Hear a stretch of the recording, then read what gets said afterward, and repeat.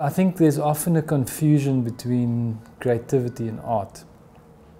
So art, painting, drawing, dancing, singing, those are art forms, which I think is a subsection of creativity.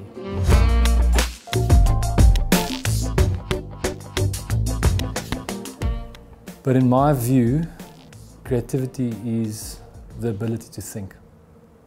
It's as simple as that. It's the ability to really think. And I heard I mean, you never know if it's a true statistic, but there's a little saying that says 2% of people can really think, 3% of people think they think, and 95% of people will rather die than think. So in my experience, there's not enough thinkers in the world, and I think thinkers are the people that take the world forward, and that to me is what creativity is. I come from by the standards of middle class old South Africa, a pretty poor home. I mean, incomparable to real poverty that's faced in this country, but by my sort of peers and standards of which I grew up in, a pretty underprivileged home. And I always aspired to being an engineer, because I had a friend who had a dad who was an engineer, and when I went to play at his house, they had a nice big house and a nice big garden, and I went, okay, that's how you have a nice big house and a nice big garden. So I wanted to become a civil engineer. And then I went to the army for 2 years, and I was coming out of Angola, and I was sitting at Rundu waiting for Flossie to come home. And there was one other person sitting there. There were only 2 of us on the flight back. There was one other person there that I don't know, from a bar of soap, who had a thing called a portfolio with him.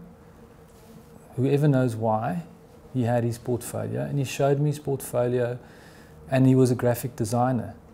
And somehow I just knew this is what I want to do. So it was quite like so I then found out, where can I study this thing called graphic design, and at that stage I came across a place in Woodstock, Cape Town, called the Ruth Browse School of Art.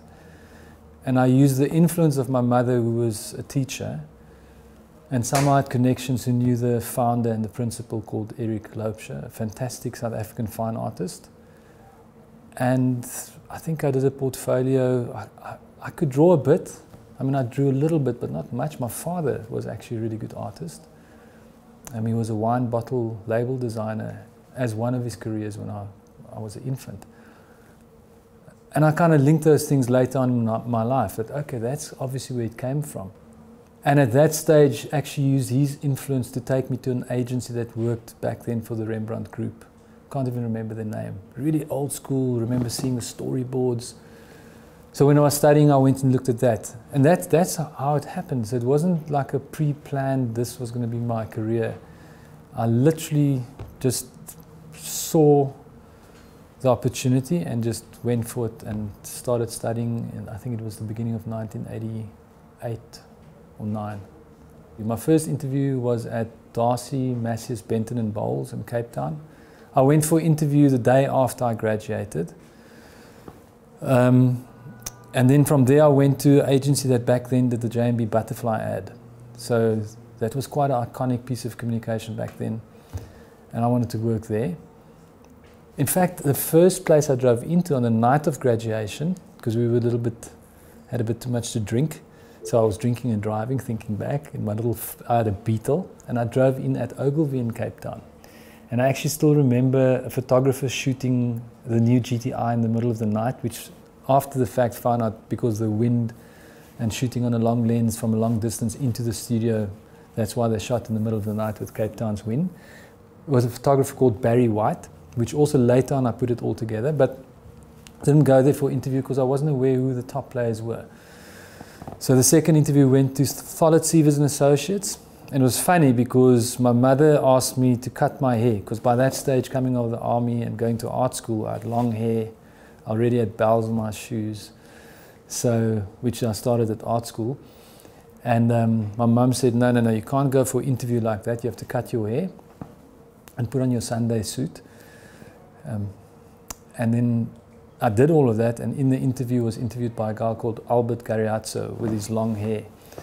So it was quite a bit of a thing, my entry into advertising. But in that agency where I was for my first 4 years, it wasn't at the outstart the most creative agency, but it was run by a guy called Clem Tholet, musician, folk musician from the then Rhodesia, Zimbabwe.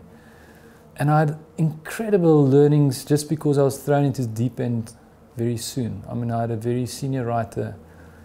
Yeah, there's one who really influenced me, Laura Feldman, who works in the States now, who came from Joburg, and I was paired with her within my first 6 months. So I had a very good writer to work with. And I did a lot of their work in the first couple of years.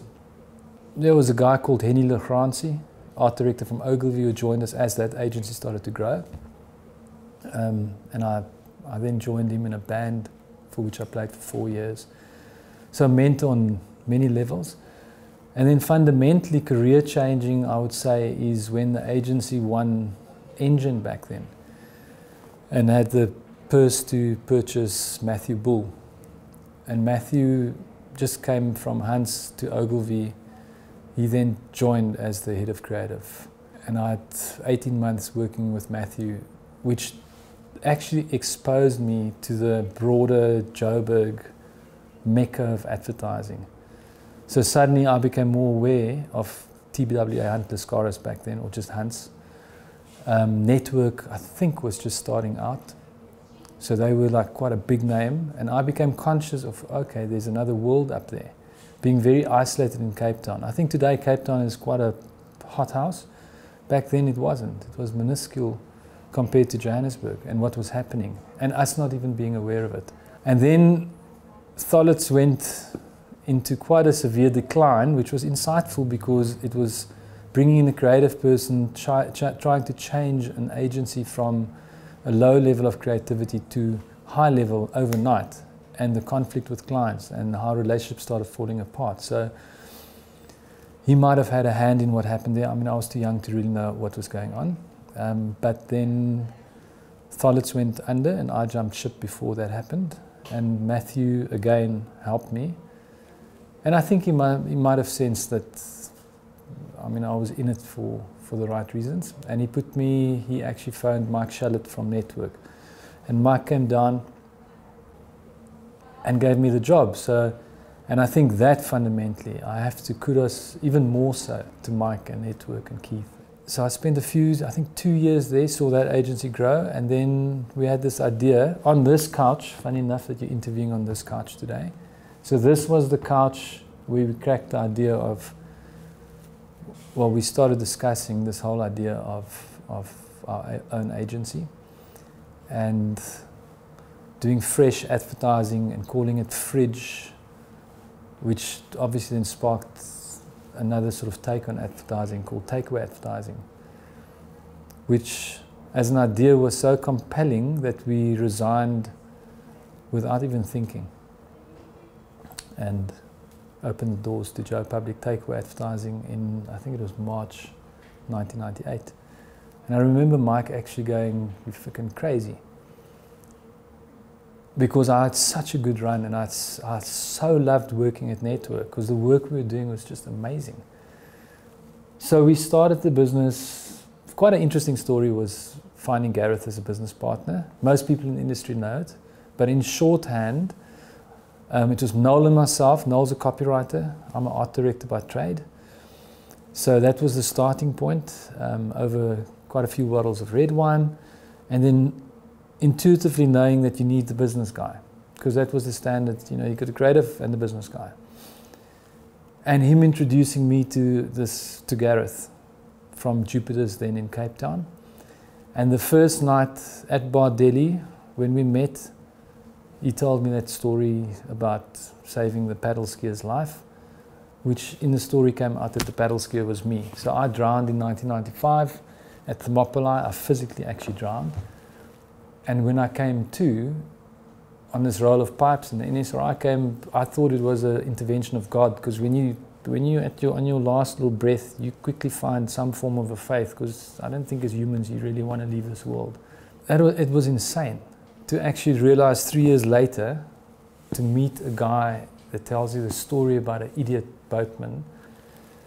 And then that fundamentally was actually, there was more so the connection between me and Gareth. That was like, that's it. And it was almost based on that. that we took that step and moved forward and started Joe Public from absolutely nothing, from Noel's flat, with no clients. We tried to get an investor who wanted 80% of the business, and we said no way. So we started from scratch, and back then Hurt & Carter loaned us our first Mac, and it's quite interesting that you can start an agency with intention and with a Mac. So, and we started, and within 1 year we were doing very, very well, by all accounts. Noel was actually, interestingly enough, playing more. So although he's a really good writer, his real talent is actually selling. So he became more the sales guy. And I, from day one, was more the pure creative. This business has grown me from being a person who could not speak in front of people at Network to introduce myself. I actually had to mime my introduction because I was crapping myself so much. And then people thought that was quite a creative way of introducing yourself, but meanwhile I just couldn't speak. To being able to really be on the front foot with I mean, it's just amazing what your own business can teach you. I mean, those little details and nuances in between that's so far removed from just the job. But we started, Noel the sales guy, Gareth the beans guy, and myself the creative guy. But Noel and myself teamed up for the first year and did most of the work.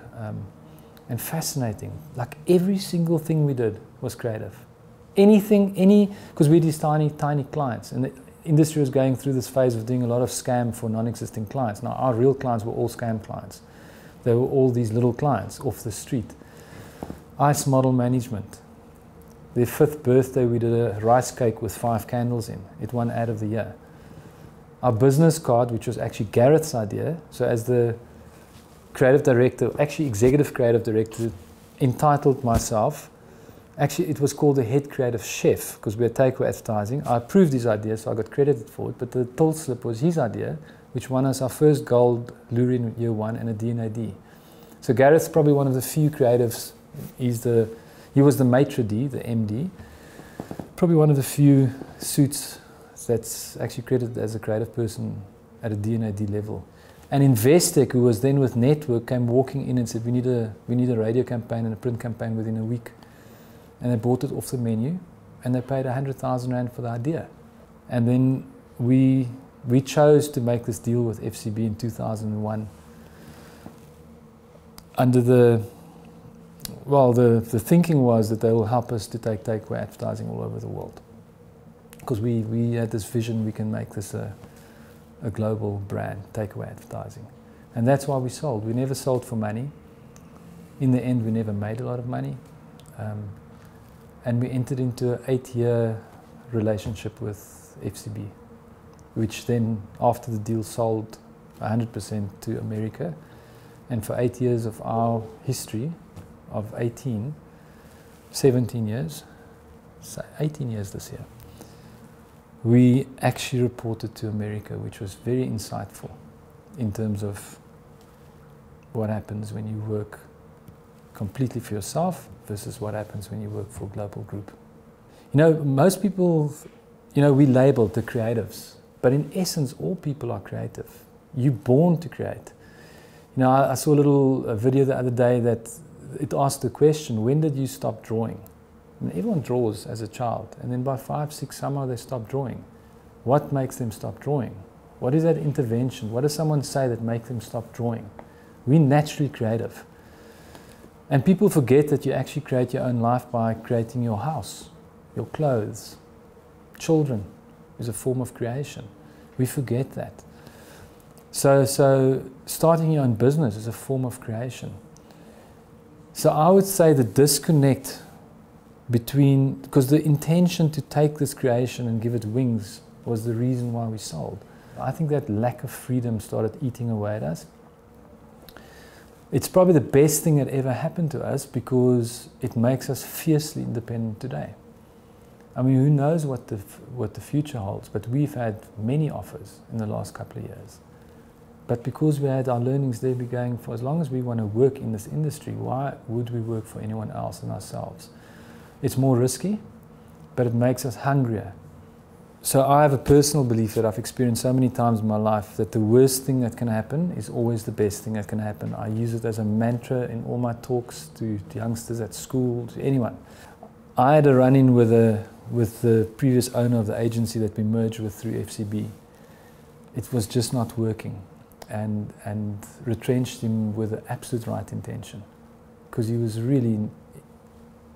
But again, I mean, I learned amazing stuff from this guy.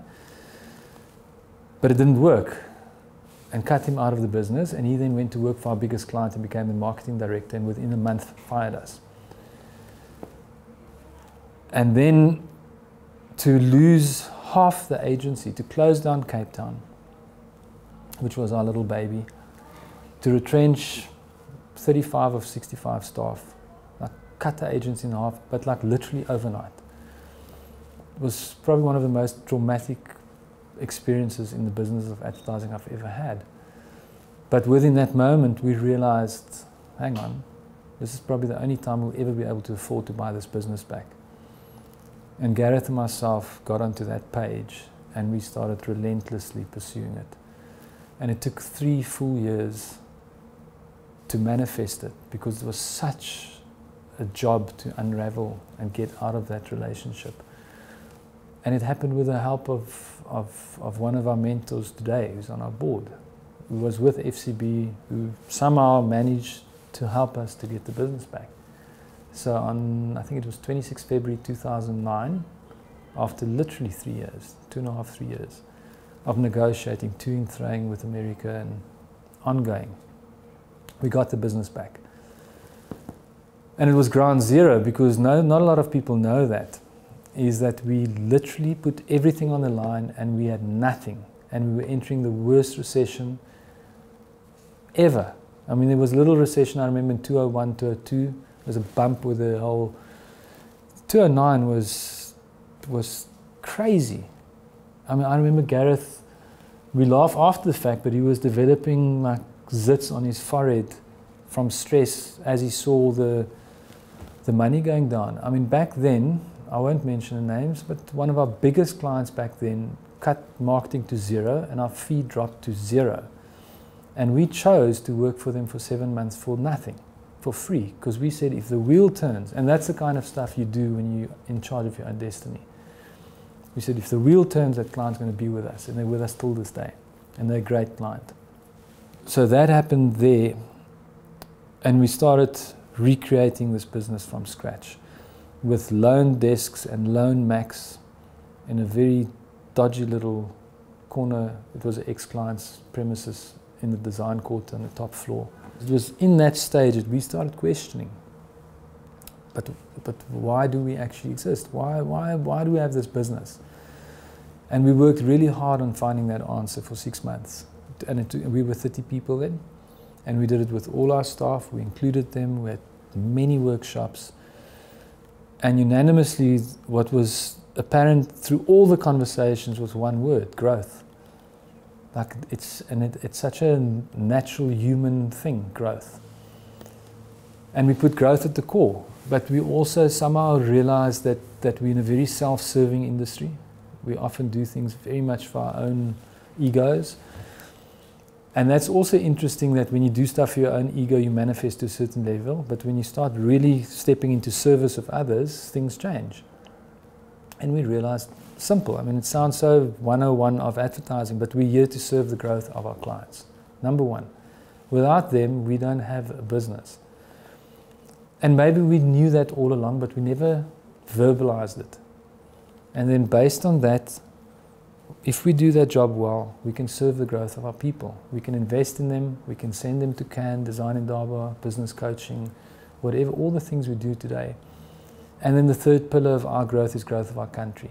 So whether that is creating a bigger and bigger agency so that we can create more jobs, which is needed in this country, or whether I endeavor like one school at a time. I mean, I heard another beautiful saying the other day: great work doesn't sell, it gets people to buy. So, and that's the work we're starting to really aspire to. We've done some really good stuff, but we aspire to great work. So Jim Collins said, good's the enemy of great. That's the world we live in. And we call it the great fight, because it's a fight. because it's hard work. Everyone has to work harder if you want to do great stuff. But every time we take the initiative and we take on the fight and we get what we want in the end for our client, we get the results. Every single time. The problem now is we only get that right 1 in 20, 1 in 30, 1 in 40. It's not to move it up and do more of that. And I think that's the industry issue, that I think we need to start discussing more how we move forward. Might have been an industry issue for the past 20 years, I don't know. But I'm very conscious of it now. That what we do, we make ads. And best we make ads that people actually talk about. So I had this meeting with my creative guys yesterday, starting to discuss what makes great work. And we had a whole debate because there's just so much mediocre work around, even within our own fold. And you can see how the world's become so busy, everything is faster, faster, faster. There's always time to redo things 3 times. But instead of finding a way or lift your head out of the chaos to just have a conversation to take the proper time, we rather do it 3 times over before we get it right. That's just I think that's probably in all industries, not just the ad industry issue. But we were really starting to get down what makes the great work and authenticity. So it's been quite a journey to get to a level of having this creative department. And we've got the 5, 6 different businesses in the building now. So slowly taking the learnings, because those businesses are 1, 2, 3 years old. They're startups. One's about 30 people now, Ignite, Shift 6, the other one's 10, 12. They're all starting to bubble up. And all those leaders we've put in place there, those partners in those businesses, they have to have their own learnings. So slowly, whatever we learn, we'll cipher down into them to speed up their growth. They don't have to go through what we've gone through. But it's taken 15, 16 years to get the creative department to a level that I can honestly say we have got a hot creative department. Like just a really exceptional, diverse team of people.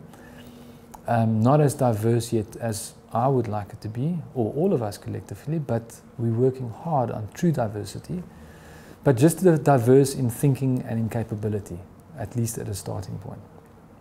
I mean, we can do really positive things, and that gives to me far greater purpose to marketing. So I would say it is the second most exciting job, as a biased opinion, to being a rock star. We had the most spectacular opportunity to host Dan Wyden's 70th birthday at the Saxon last year. So I've got a picture on the wall of me and Gary with Dan. And tapping the mind of the person who wrote Just Do It. And him and his wife spent the whole evening with us. And just getting a sense of what that company as a marketing, as an ad agency have achieved and still are achieving. Spectacular. And it comes back. They have not achieved that for any other reason than the great work that they do. Their ads. And I think that's our next phase of our growth as Joe Public. We've built the foundation of a really good agency. It's now to deliver greatness to our clients. There's so many little things that's happened along the way. So again, so it's 25 years now. And I really feel, and honestly, I'm not just saying it, I feel like I'm at the beginning.